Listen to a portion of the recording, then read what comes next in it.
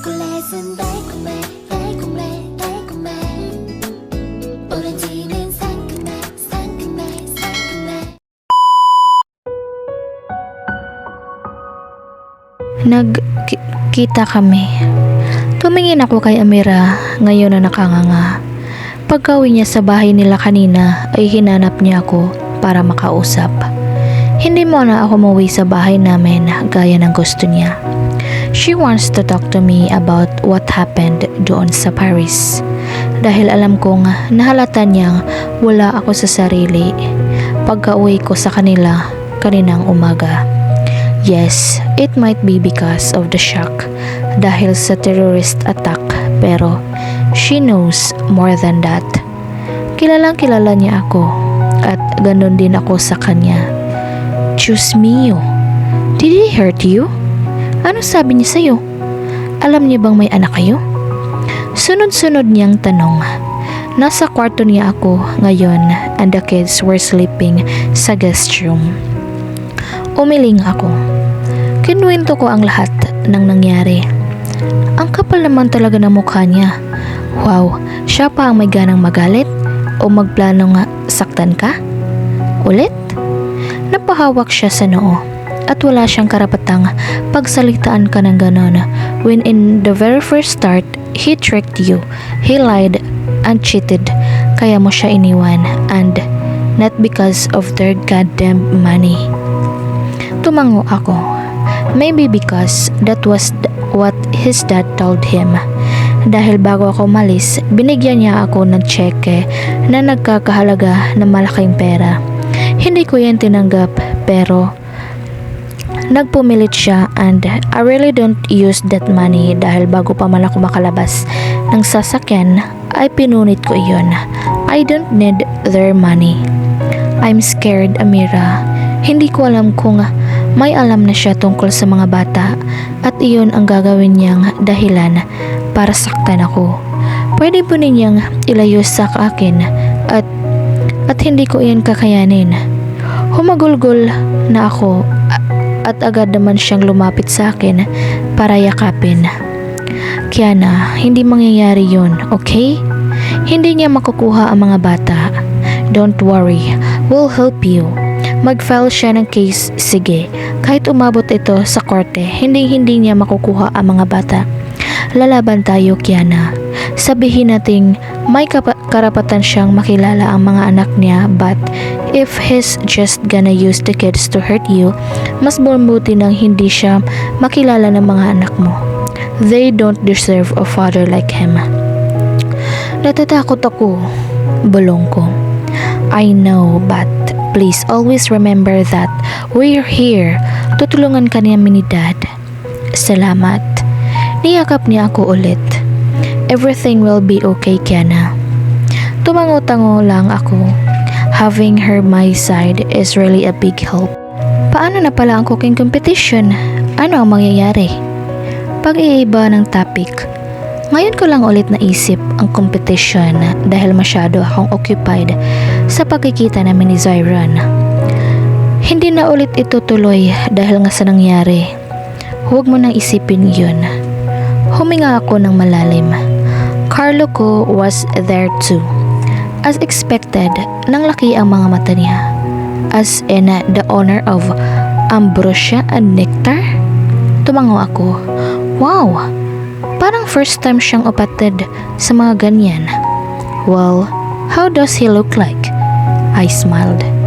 Guwapo, tangkad, hot and sexy. Tapos tumawa ako ng mahina.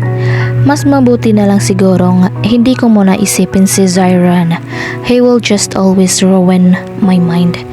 I just really hope hindi siya umuwi ng Pilipinas. He looks like that even in his old age. I chuckled. Old age? Carlo is just 28 years old. Of course not. He's still young.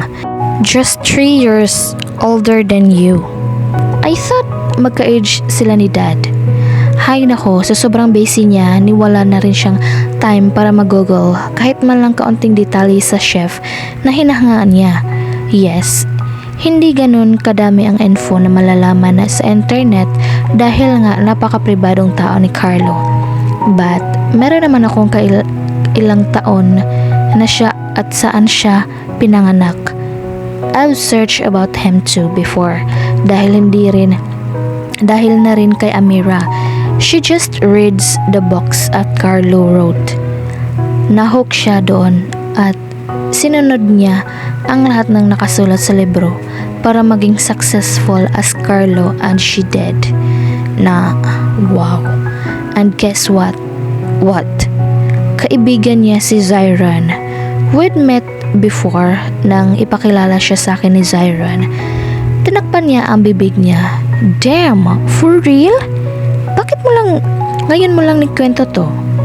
I was always also shocked. Hindi ko alam na si Carlo ko na na-meet ko once ang talagang may-ari ng Ambrosia and Nectar restaurant na yun. Hindi ko talaga alam, like, yes, we've met but other than that, wala na akong maraming alam tungkol sa kanya. Hindi rin naman sa France siya nakatira para magkita lang kami. Sayang, sabi niya.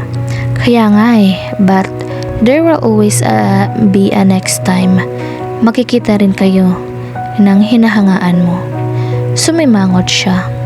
Well, I hope so. I want to thank him. I thank you. You need to rest now. Maaga ulit bukas. Thank you. Ikaw din, magpahinga ka na. Tumayo na ako mula sa pagkakaupo sa kama niya. Thanks, Amira. I just always hear Kiana. Anyway, ikaw ba ang maghahatid sa mga bata bukas? Yeah. It's okay then if you want to stay here pa. Hindi na, uuwi na rin kami sa bahay bukas. Mas malapit sa school She nods. Okay. Good night. Good night. Ngumiti ako at lumabas na ng kwarto niya. Bye-bye, Mama. Sabay sabi ng kambal habang kumakaway sila. Hinintay ko na muna sila na makapasok sa classroom nila bago ako nagpasyang umalis. Nay, kayo na po ang bahala sa mga bata ha. Baling ko kay Nanay Cass. Ngumiti siya. Oo, Iha. Ako na ang bahala. Mababait naman ang mga anak mo Hinalikan ko si Nanay sa pisngi. Mauna na po ako, Nay. Susunduin ko na lang po kayo mamaya. Tumango siya. Mag-iingat ka, Kiana, Iha. Ngumiti ako. Opo. Sige po. Naglakad na ako papuntang gate. Kindergarten na ang mga bata at nag-aral sila sa isang international school. Simula pa ng mga 4-year-old sila. Masyadong malaki ang tuition dahil dalawa sila, but I don't mind. I want the best for them. Anything for them. Tita Kiana! Isang matinis na sigaw ang narinig ko at napangiti na lang ako dahil kay Israela. Classmate ng kambal at kaibigan din. Mabuti nga itong si Israela ay hindi natatakot sa kambal dahil sa katarayan noong dalawa. Naku, nakapabibo talaga ng batang ito. Masayahing bata at napakaganda pa with her green eyes, just like her mommy. Hello, Israela. Magilaw kung bati at nagbend para yakapin siya. Saan ikiwa at kiyawa po? Tanong niya. Ang cute lang. Hindi katulad ng kambal na diretsyo na sila sa pagsalita. Si Israela ay bulol pa lalo na sa pagbigkas ng letrang R. They're already inside. Ngumiti ako. Lumingon siya sa likod niya. Napangiti din ako doon. Dada, pasok na ako. Yes, sweetheart. Hinalikan niya ang anak at niyakap. Enjoy your day, okay? I'll fetch you later. Sabi niya bago niya ubaya sa nani niya na nagbabantay ni Israela. Napangiti na lang ako sa nakita ko. Her dada is so sweet. Medyo naluluha din ako dahil siguro sobrang saya ko na lang dahil kompleto ang pamilya na kinalakihan ni Israela. Kompletong pamilya na hindi ko kayang ibigay sa mga anak ko. Ngayon ko lang din na-meet ang dada niya. I don't know, maybe nagkataon lang na sabay kaming naghatid sa mga bata. I know Israela's mom though. Siya ang madalas kong nakikita na naghatid kay Israela at sa kuya niyang si Joey. Hi, Mr. Grimes. Bati ko at ngumiti. Though, kahit walang kaemo-emosyon ang mukha niyang nakatingin sa akin. Mrs. Olivier. Oh, he knows me? Baka naikwento na rin ako ni Israela o ni Italia sa kanya. Yeah, hindi malabong ganun nga. Pero, ano raw? Mrs. Olivier? Napatanga na lang ako sa sinabi niya. How did he know about me?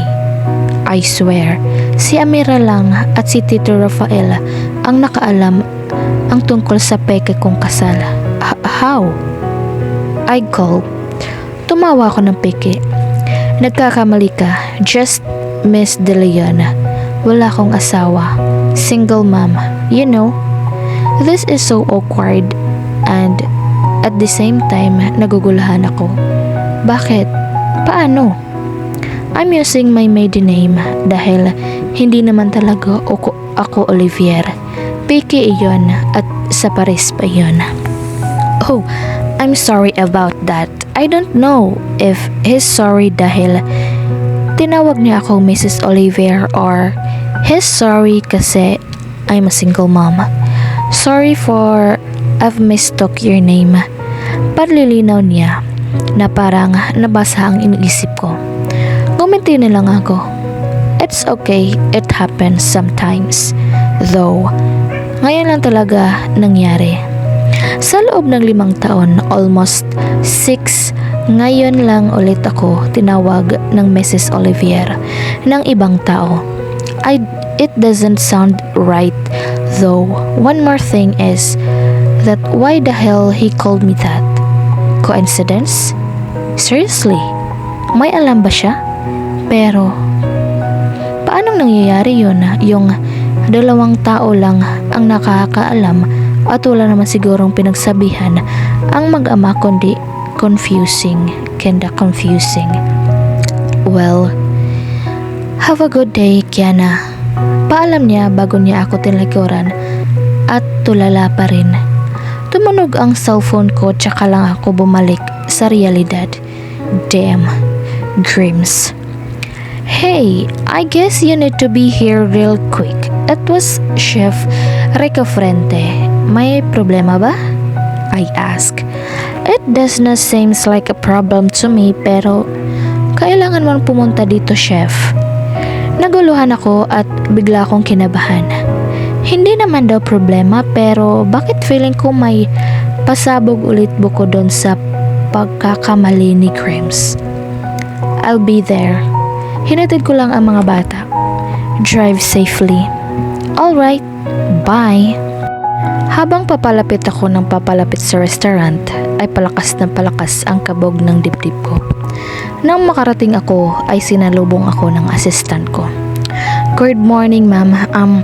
Nasa loob po kasi sila ng opisina nyo. Gusto raw po nila kayong makausap. Sila? Sinong sila? May biglang visitor ba na ang BIFs or kliyente? Pero bakit ngayon ko lang nalaman ito? Bahala na nga. Tatawin ko na sana kung sino sila pero hindi ako makapagsalita. Tumango lang ako at nagpasalamat bago tinungo ang opisina ko. Bakit sobrang bilis ng tibok ng puso ko? Huminga ako ng malalim bago pinihit ang doorknob. Sabay silang napalingon at napatayo mula sa kinauupa nila. And I was shocked. Hindi ko namalayan na sunod-sunod ang pagtulo ng mga luha ko. Hindi ko maigalaw ang mga paa ko palapit sa kanila. Kiana. Umiiyak na sambit ni Mama habang palapit sa akin. Oh God, I miss her. I miss them so much that it hurts. Akala ko kapag magkikita kami ulit ng harap-harapan ay hindi nila ako matatanggap. Ipagtataboyan nila ako pero lahat ng iyon ay nabura sa isip ko when my mother hugged me so tight while we're both crying. I'm sorry. I'm so sorry, Ma. I am really sorry. Hindi ko dapat sinabi yun sa inyo. Hindi ko sana kayo sinigawan. Patawarin niyo po ako. Hagulgol ko. Shh! Kami dapat ang mag-sorry, anak. Napabayaan ka na namin. Naging walang kwentang magulang kami sa'yo.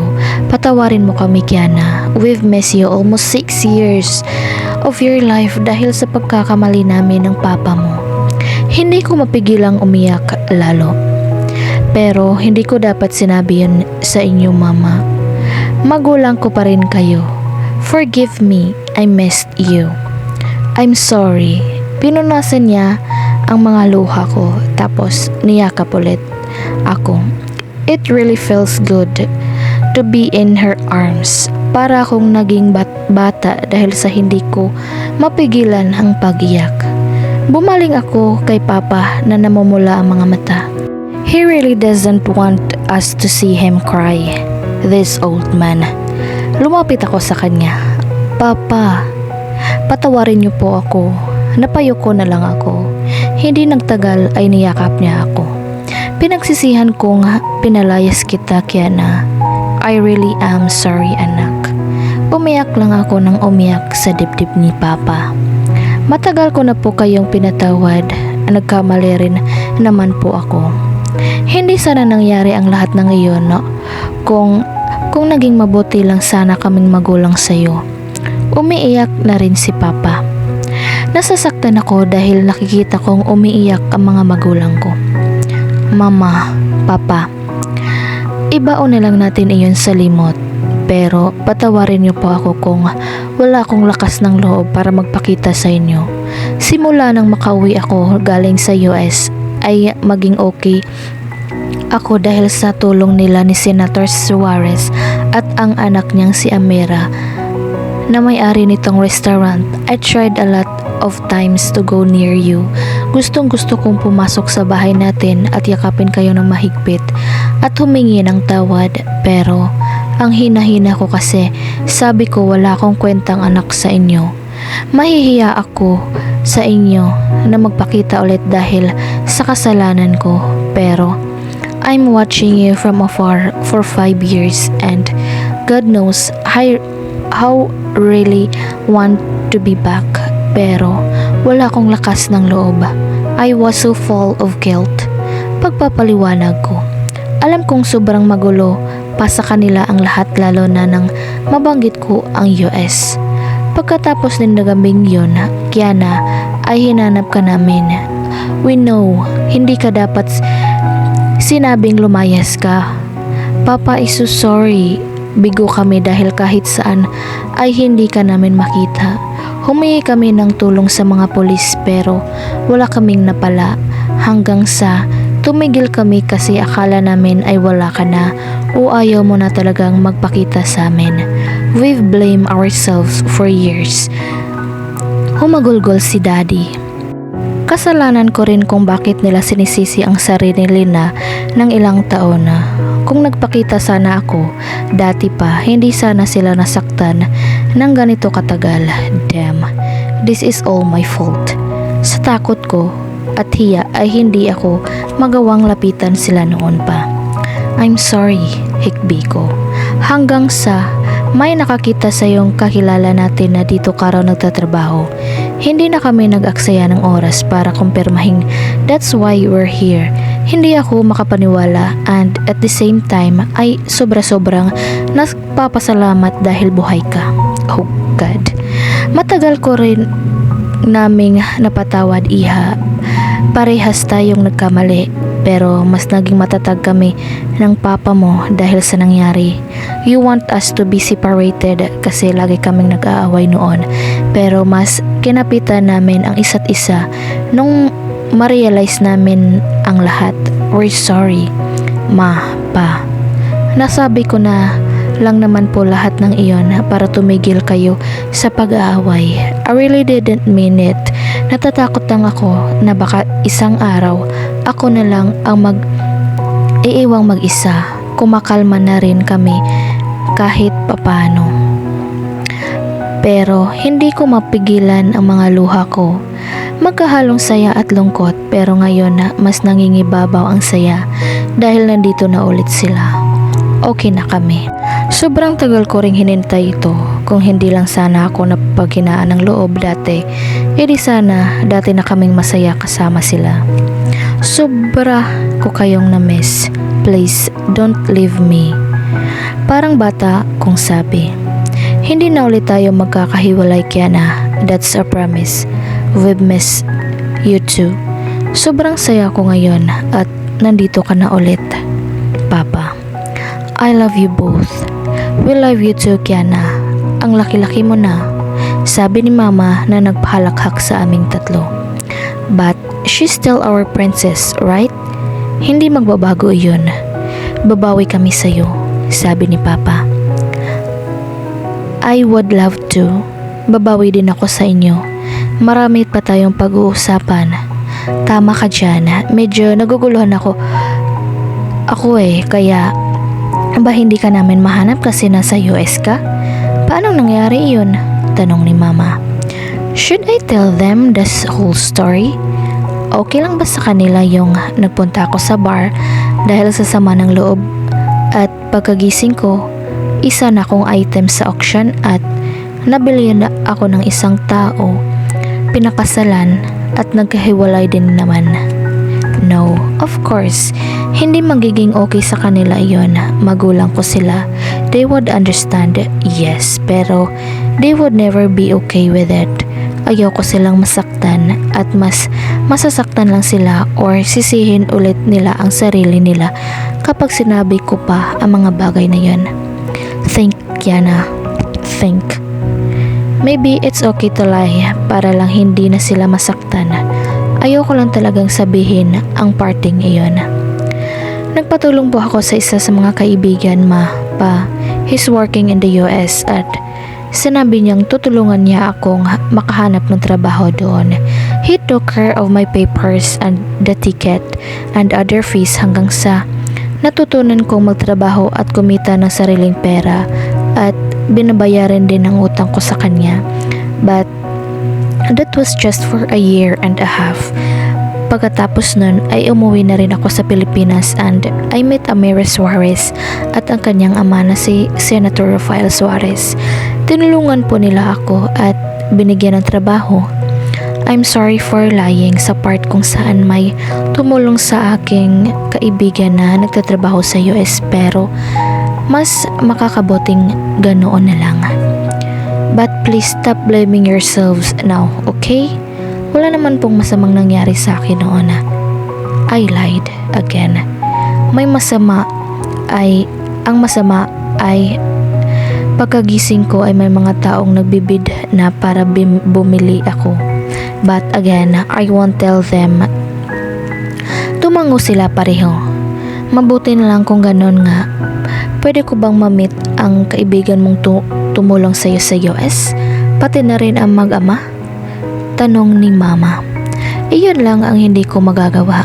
Hindi ko magagawang ipakilala siya sa kanila dahil isa lamang gawa-gawa ang kwento na iyon. Sure, Ma, pero si Senator Rafael at si Amira muna dahil yung isa ay nasa US po. Ngumiti ako dahil nakita ko si Papa na parang hindi kumbinsido. Mabuti na lang at may mga taong mabubuti ang kalooban na tumulong sa iyo, Kiana. Sobra-sobra kaming nag-aalala. Stop worrying now, Pa. Okay lang po ako. I'm sorry. Niyakap niya ulit ako. May boyfriend ka na ba? Please, don't tell me you're already married. Prinsesa ka pa namin. At babawi pa kami sa iyo. Hindi pa ako handang makita ka na nasa pangangalaga ng ibang lalaki. That caught me off guard. Hindi ko pa rin pwedeng sabihin ang tungkol kay Zyron. Peke naman iyon, hindi kami totoong kasal. Pa, wala akong boyfriend or asawa. Pang-aamin ko. Good to know that. Pero, this maybe will break their heart pero hindi ko naman pwedeng ilihim ang mga anak ko sa kanila. Pero, Pa, Ma, may mga anak na po ako. Oh God! Gulat na sabi ni Mama na natutupa ang bibig while my father is just staring at me. Hindi rin makapaniwala. I want to meet them. Ngumiti ako, kaso sa sobrang seryoso ni Papa ay kinakabahan ako. I know this will happen. Where and who is the father? Seryosong tanong ni Papa. He's mad. I know. Pero galit siya. Hindi dahil sa may anak ako. Galit siya kasi wala akong maipakilalang ama ng mga anak ko. Huwag no po natin siyang pag-usapan, Papa. I'm sorry but I'm not sorry for having kids. I swallowed the lump in my throat. Gustong gusto kong magsumbong pero sa kanilang siguro. Ngayon ay unti-unti pa lang naghihilom ang mga sugat naming tatlo. He's my father and my father will always be a hero. Ayaw na niyang nasasaktan at higit sa lahat ginagago at niloloko ang anak niya. He's very protective kaya kung tinitignan ko siya ngayon sa oras na may babanggitin akong pangalan, he'll look for that man himself and do things na hindi ko kailanman maisip na magagawa niya. At saka walang alam si Zyron na nagkaanak kami. It was all the past. Nagkamali po ulit ako pero hindi ako nagsisisi na dumating ang mga anak ko sa akin. They become my light in my darkest days. They gave me hope nang dahil sa kanila natuto akong bumangon at wala pang alam ang ama nila na nagkaanak kami. Yes, nang dumating ang kambal, nagkaroon ako ng pag-asang bumangon ulit. Niyakap ako ni Mama. Sorry kung mag-isa kang hinarap ang lahat ng pagsubok na iyon. Umiling ako. Hindi niyo po kasalanan, tsaka hindi rin naman ako nag-iisa that time. I have Amira and Tito Rafael. Nanatiling walang imik si Papa. Pero kalaunan ay nagsalita siya. Ang lalaking bang iyon ay ang lalaking tumulong sa iyo na nasa US? I bit my lip. Hindi ko pwedeng sabihin na ang nakabuntis sa akin ay ang taong bumili sa akin. Pinakasalan at pinaniwalang mahal niya ako pero hindi naman pala. No way. So I said, yes pa.